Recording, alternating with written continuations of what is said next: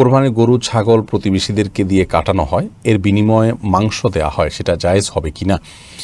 কোরবানির পশু যারা বানান কাটেন তাদেরকে কোরবানির গোশত অথবা হাড্ডি চামড়া বা কোরবানির পশুর কোনো কিছু দেওয়া সম্পূর্ণ নাজায়েজ। যদি দেন তাহলে সেই ক্ষেত্রে আপনার কোরবানি বিশুদ্ধ হবে না।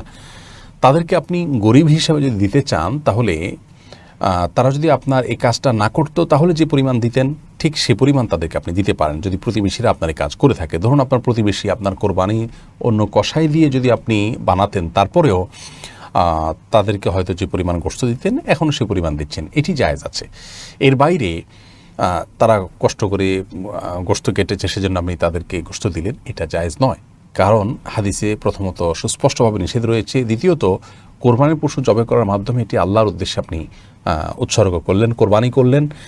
এখান থেকে কোনো গোশত কসাইকে দেওয়ার মানে হলো আপনি এই গোশতকে বিনিময় হিসাবে ব্যবহার করলেন। কোরবানির গোশত বিক্রি করা জায়েজ নয় এবং বিনিময় হিসাবে কাউকে দেওয়াও জায়েজ নয়। সেই জায়গা থেকে আপনার প্রতিবেশী হোক আর যে হোক, যারা কসাইয়ের কাজ করবেন তাদেরকে পারিশ্রমিক হিসাবে আপনি নগদ টাকা দিবেন এবং শুরুতে বলে দিবেন যে আমি কোরবানির কোনো গোশত তোমাকে দিব না।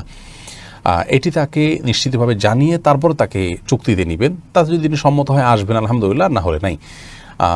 আপনি যদি তাদেরকে গোশত দেওয়ার বিষয়টি খোলাসা না করেন, বেশিরভাগ ক্ষেত্রে দেখা যায় যে কসাইরা অল্প টাকাতেও রাজি হয়ে যান, কারণ তিনি জানেন যে 5 কেজি গোশত পেলে তার 2,500-3,000 টাকা হয়ে যাবে, অতএব বিশাল একটা লাভের ব্যাপার সেখানে থেকে যায়।